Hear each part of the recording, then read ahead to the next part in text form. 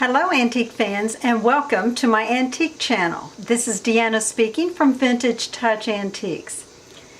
Today I have a treasure hunt haul to share with you from a treasure hunt that I went on yesterday. So I have a number of pieces pulled out here to show you that's on my counter.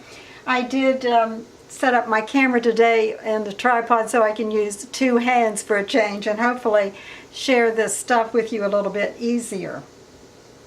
So before we start, I'd like to direct your attention to the description of this video where you will find a link to my webpage.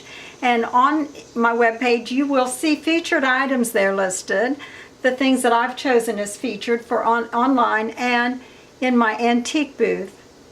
And you can check those out at any time that you want and see these items with the description and price and so forth. And you can also shop there, but I mean look there by category and see if there's anything of interest that you're interested in.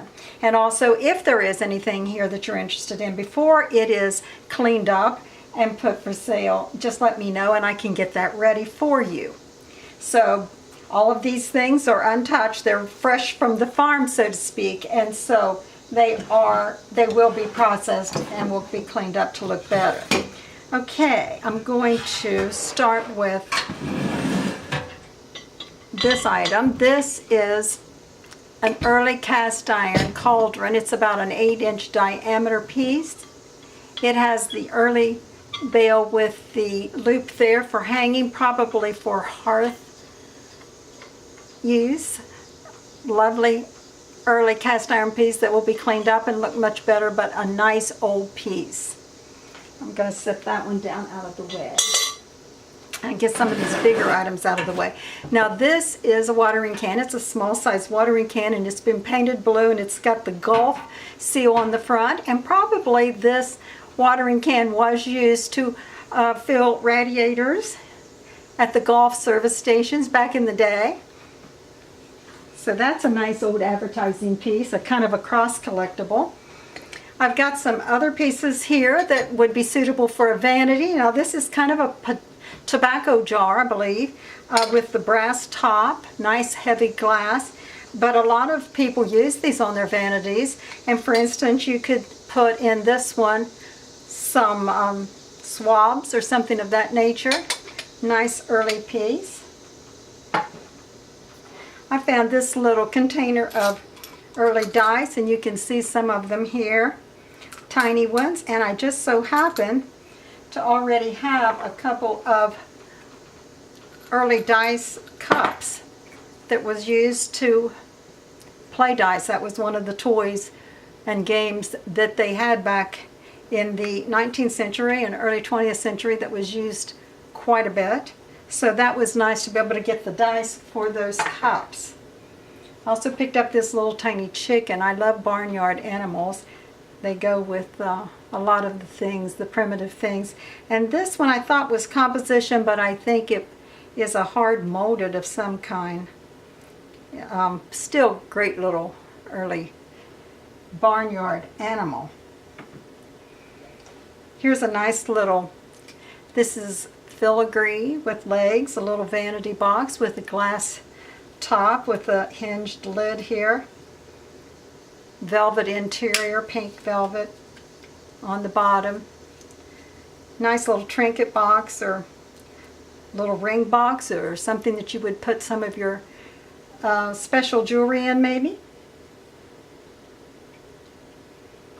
Here's a little silver compact.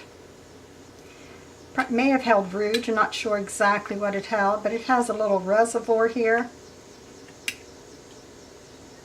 if you can see, and then this little insert, which I'll probably not be able to get it out now. There, this little insert which held something down in there, does have a patent date on it of 1917. So that was a really sweet little piece. I also found this advertising bottle. This has the original cap, original label, Vitalis. These early barber type hair tonic bottles are very sought after. I do sell quite a few, so I'm always happy to find them, and this one is in great shape with the early label. found two of these 19th century tin types in their cases. This is one with a gentleman image there under glass. This one is the 2 by 2.5 size, I think, or 2.5 by 3, something like that. It needs a little bit of repair there on the, it has the little latch too, so that makes that doubly nice. And then another one, which is a little larger. This is a 3 by 3.5. You see the man there with his boater hat image.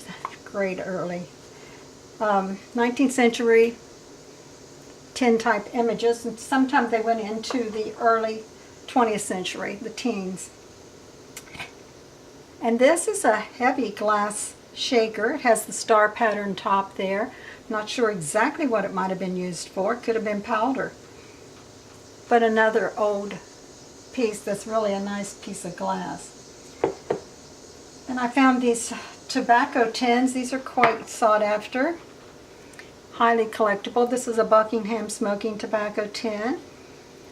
Does have a little bit of label, or not label, but the paint is worn there with the hinged lids. This one, I mean, my husband will do his magic and clean these up and condition the metal, and they will look a lot better than they do. But again, a very nice early tobacco tin. And here's one that is tuxedo brown.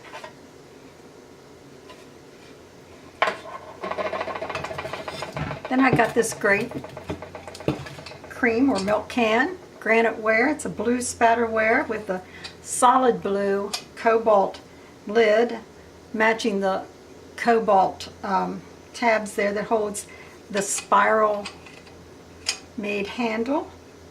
Probably a quart size.